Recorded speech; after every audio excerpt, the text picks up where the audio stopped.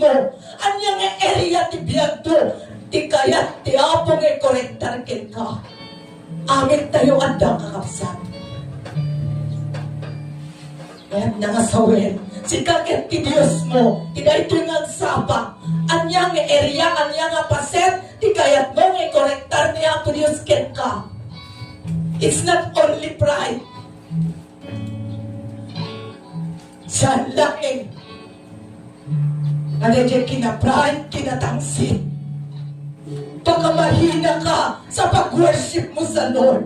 Baka wala kang time upang pasalamatan yung Diyos na lumikha sa iyo. Tumaminsan ka kapsa, malipatan tayo na dyan kaya ni Diyos tayo.